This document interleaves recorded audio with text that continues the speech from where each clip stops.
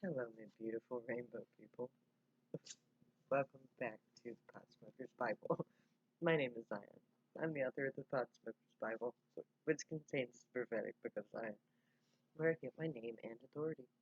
It comes from the Ketuvim, or Old Testament, of the Hebrew Bible.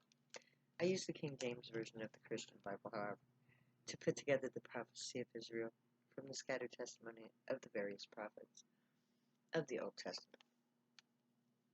It became the Book of Zion. I found contained within it a set of instructions that I was uniquely qualified to undertake. So I did. And as the last thing on my to-do list, to prepare the events of prophecy, I am to publish peace. And so I wrote the Potsmoker's Bible and Book of Zion, and I am publishing them here on social media and YouTube by reading to you from the unpublished, in the old-fashioned sense, manuscripts. They have been published on YouTube in full. So if you don't want to wait for the next episode, go to YouTube, Potsmoker's Bible, and start from the beginning if you want to. I suggest you do. And listen to the entire reading. I'm going to take up where I left off last time, which is on the 27th chapter of the Potsmoker's Bible, which contains the 24th and final chapter of the Book of Zion. It's called In the Last Days, and it goes like this.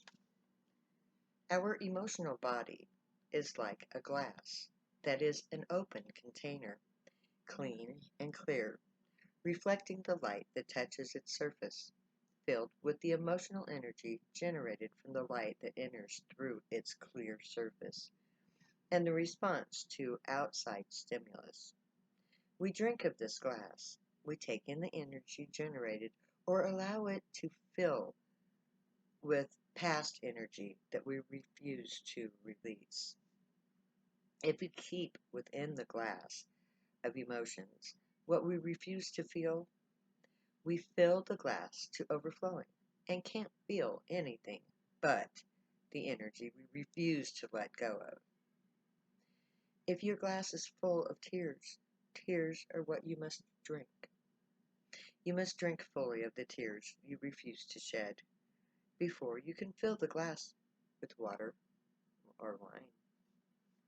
So we must all express or feel the emotions we hold within. I cried for close to 40 years. Every time I was alone, I cried, because tears were all that I had within me. So I cried each and every tear that I had generated through the pain of rape. I cried all of the pain away until the pain was gone. And each time I cried, I made room in my soul for another, better emotion. And one day, I stopped crying, and instead, I found the joy to laugh. Now I laugh and I smile and share my joy with all that I come in contact with. I am the joy, and I will fight for my joy. No one will take it from me again. At my job, well, I used to have a job, I am fighting for my joy. My boss, the corporate head, thought that all the years of neglect that had preceded her was entirely our fault. So she took away our musical choices. I am being forced to listen to music she knows that we all hate. She is trying to steal my joy. I have news for her. I can get another job, but she will never find a better employee than me. So, I listen to the crap I hate until I start thinking about looking for another job.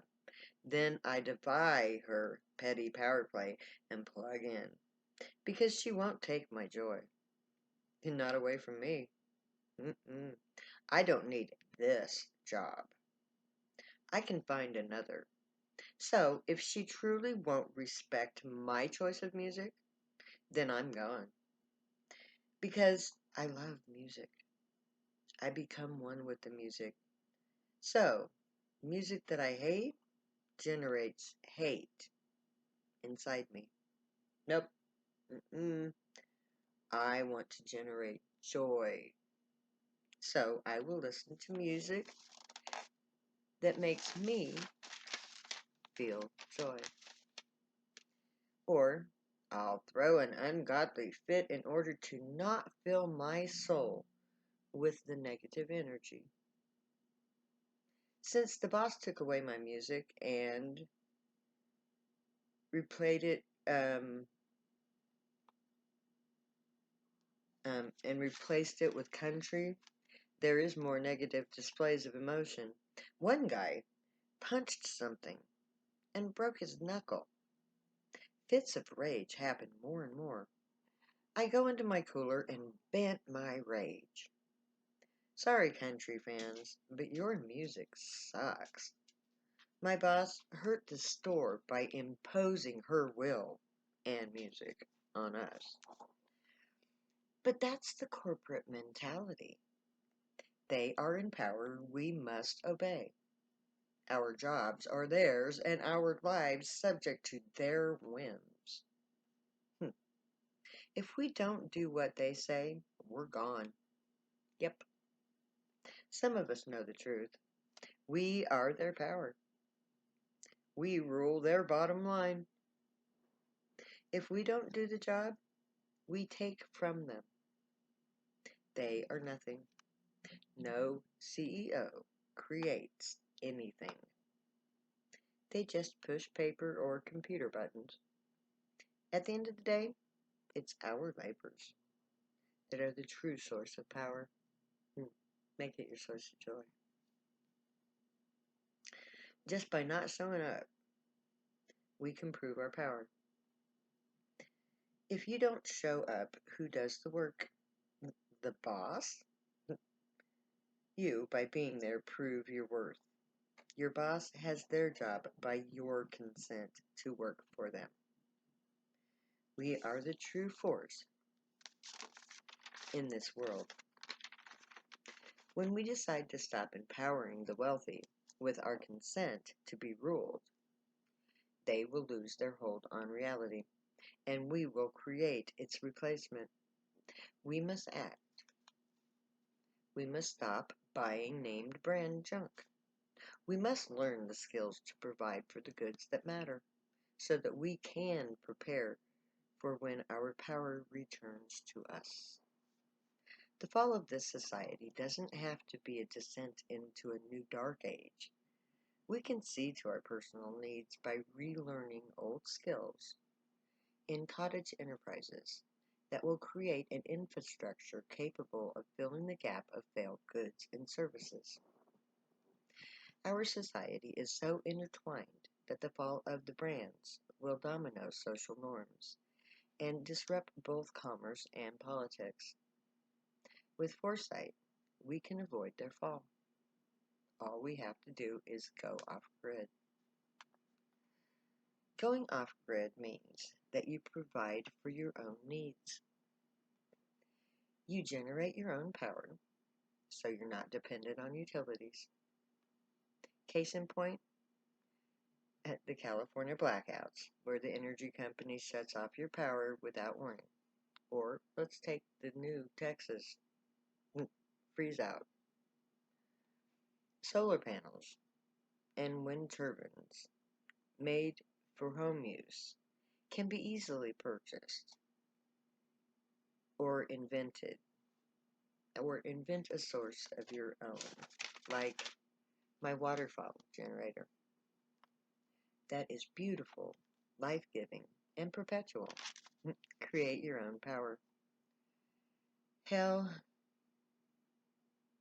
go get paper from the dump and burn it. That's a huge source of fuel. And if we create more power using the polluted exhaust, we can reduce CO2s and methane at the same time by using the airflow to spin additional turbines. This will reduce the waste molecules' momentum, allowing filters to collect the waste. This waste is then recycled into building material, eliminating pollution entirely. Zero emissions, zero waste. Going off-grid will reduce or eliminate our carbon footprint. We must provide for all of our own needs, though. This will require a group effort. Each local community must create an off-grid infrastructure. Each member is given a job which provides for skilled labor, like a shoemaker, a weaver, a ceramics kiln potter, metallurgists, farmers, plumbers, um, architects and carpenters, electricians, teachers, cooks. The list goes on and on. We must learn the necessary skills to provide for ourselves when society falls. And since we are creating the fall by our choice, we control when we stop buying junk. So, let's all pretend to be good consumers. But let's consume things that set us up for the fall, like wind turbines, solar panels, and how-to books. Real books made of paper that contain step-by-step illustrations on how to do real things like making shoes. These will safeguard our future in case the web goes down and we lose power or can't get to a library. Knowledge is power. Physical books are keepsakes that protects our future from a dark age. Only physical copies of known technologies can survive a digital shutdown. Because when the power grid fails or the social order breaks down completely, the power grid will stop working. Only those with their own power resource will have power. The internet will shut down too. So we must include or provide local webs for our plans for self-reliance. It's not a matter of if or when our society will fail. It's how and by what combination of factors it falls. The reason it's so important that we create our own resources now is because no one knows when things will fall apart or how fast it will happen. Now is the only time we have to address our future needs. We can't afford to plant our crops when we're hungry, and there is no food. We must plant now in order to avoid hunger then. Now is all we have. And it is from the now that we perceive our now. We create what will become. All that we do not prepare for, we face nonetheless. Reality happens. But we create reality now, now, and now. We always project into the future. We never stand still in time, unless you're a being of a much higher level. So we each create the next moment in time. What we choose to take for granted, we leave behind. We have already projected into reality a society that is unsustainable. It cannot be perpetual because it depends on finite and dangerous resources. There is no balance or means to counteract the thoughtless actions of corporations as they rape the earth in the name of greed. We can't go on indefinitely using fossil fuels.